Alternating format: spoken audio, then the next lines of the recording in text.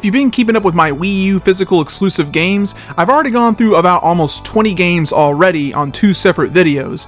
And if you clicked on this video, you probably already know that this is a part 3 video for that series. If you haven't seen the others, I definitely highly encourage watching the other ones because it's all in alphabetical order, so it's nice to know from A to Z what exists on the Wii U that's still physically exclusive. There's still 10 more games that we have to go over that are left on the system, and that'll conclude this list in this video. So sit back, relax, let's go over the last 10 games that are physically stuck left on the Wii U. One game that surprised me that was not on the Switch and it's still on the Wii U, it is the first Splatoon game. I actually avoided this one when it first came out, not that it looked bad or anything, it just got hard for me to get behind that this was a Nintendo first-party title, but after watching someone play it a long time ago, I definitely can say that this game is really neat. This game definitely aimed more towards online gameplay for the most part, but you could still play it single player if you want to, but it's a third-person shooter and it definitely revolves around its own kind of controls. You can play this Inkling guy and you can actually become a squid, swim around paint and such, but you can use paint to your advantage and you just shoot enemies and such with it. It's pretty cool how it works here. You can swim through the paint to climb up walls, and you can also refill your paint doing it like that too. And this game is just cool, and this game is dirt cheap. It's like a $10 game. It's still stuck on the Wii U, funny enough. I honestly thought this was on the Switch, but it's not apparently. Only the second and third game are. So if you want to see where Splatoon started, well, it was all on the Wii U, the most hated Nintendo console, minus the Virtual Boy.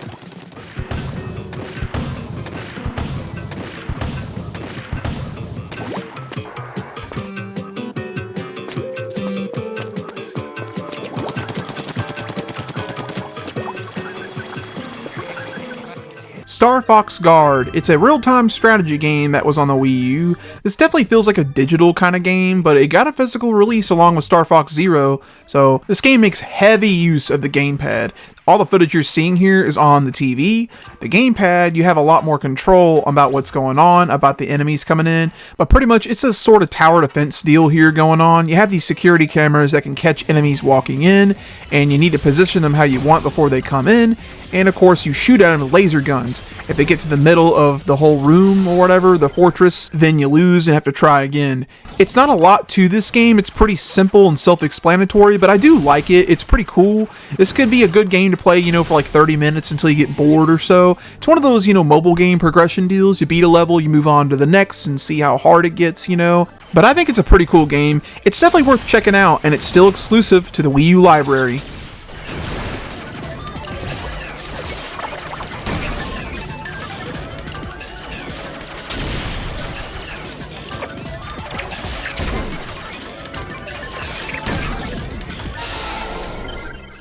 Star Fox Zero. This is a very controversial game here because there's people who do not like this game, but there are some that are fans of this game. This game, as mentioned earlier, was released alongside Star Fox Guard as a package deal.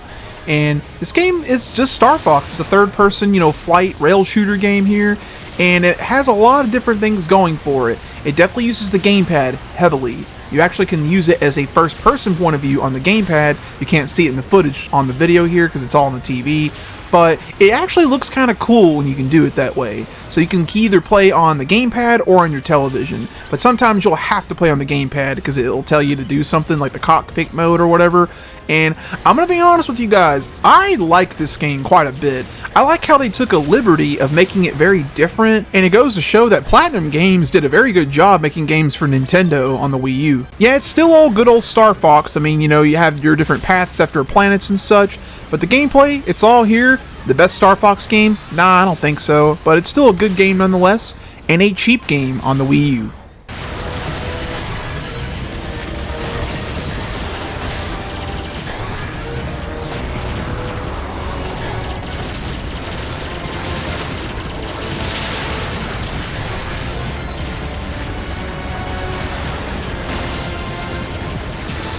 Super Smash Bros. Wii U, which is also on 3DS, but both versions actually have different levels, funny enough. And this game is a load of fun, obviously. It's Smash Bros. It needs no introduction. I've spent about hundreds of hours on this game with my friends and myself, and Smash Bros is easily one of the best games ever made. I love Smash Bros for the Wii U, but unfortunately, it's kind of obsolete now. Now that you have Smash Bros Ultimate for the Switch, that game has every character that's ever been in the series, as well as any level, and a pretty good one-player mode. The Wii U version, unfortunately, at this point is just outdated. It's still a fantastic game, and if you want a Smash Bros game for like 10 bucks, you got it right here, and that's great.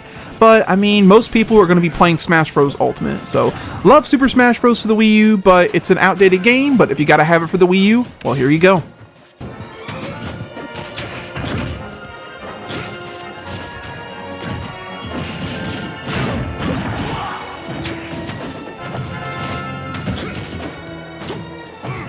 Tank, Tank, Tank. This game was in fact a game that came out early on the Wii U, but it's actually an arcade game that came out in 2009. It was ported to the Wii U. And it's a very simple game here. I mean, you just really move around. It's got tank controls, no pun intended, and you just shoot the bad guys.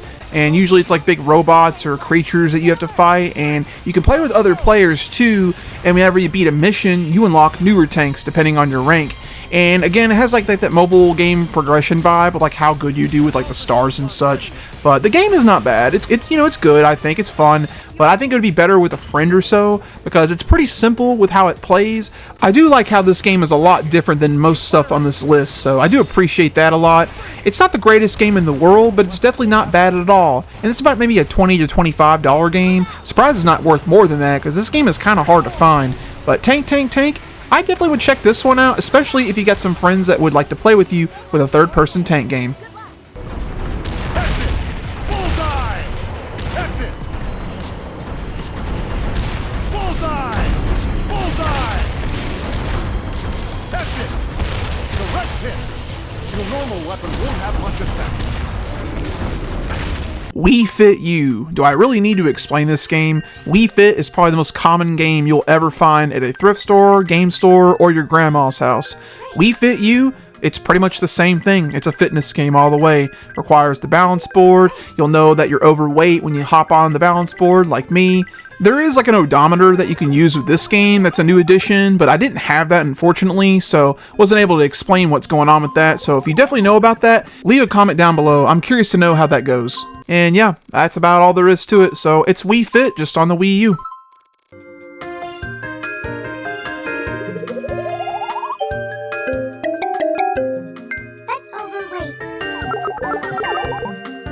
Wii Party U. This is actually the second game in the series. The first one was actually on the Wii. I never played that game. I never owned it before, or I never had a friend that had it before, so Wii Party U is my first experience with the series. And I gotta say, it's quite fun. There's some really good mini games here, and it's like Mario Party, but pretty much you have your Miis this time, and it's a load of fun. I bet this is a blast to play with other people. And a lot like games like Nintendo Land, this is probably one of the best games on the system, honestly.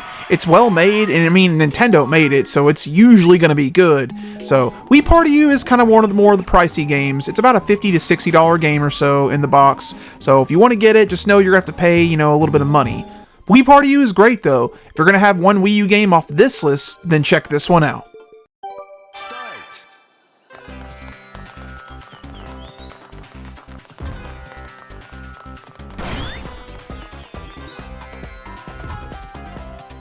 Wii Sports Club. Wii Sports is one of the most famous games on the Wii, and they did bring it to the Wii U as Club. And I remember downloading this back in the day for like 50 bucks, and this game is pretty much just Wii Sports, but upgraded for the modern system pretty much. It looks a lot better, all the textures are better too, as you can see, and the gameplay is a little bit more precise because of the Wii motion controls. It's pretty good, but I don't know, I like the original quite a bit. I have a lot of fond memories playing that with my family and friends, but this game is just as good too. A little bit more precise too, so some people might like this more, honestly. This is also another pricey game, like $50 to $60 or so. This is one of the most coveted games on the Wii U to have. But Wii Sports Club, it's a good game for sure. Strike!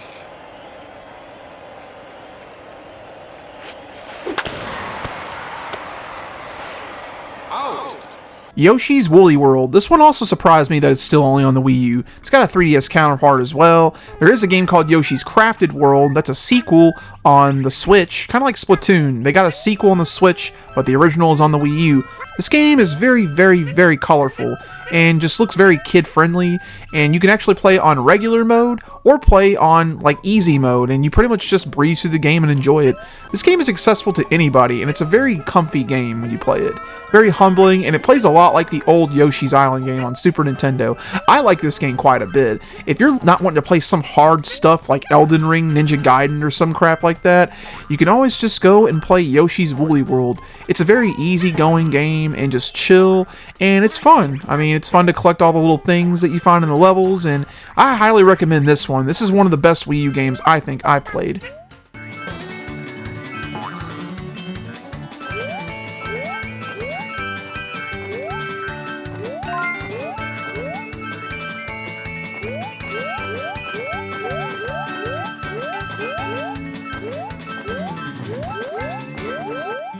For the last game on the Wii U list that's still stuck on the console, that's physical, and that game is Your Shape Fitness Evolved 2013. Yep, another fitness game, and definitely forgettable. It's just a fitness game that you do workouts with. You can cheat the system and just shake the remote and nunchuck like I did, just laying in the couch. So yeah, nothing really special here about this game. In fact, not only is it the last one on this list, it's also the cheapest game on the console. It's like a $4 game. So yeah, nothing special at all about this one.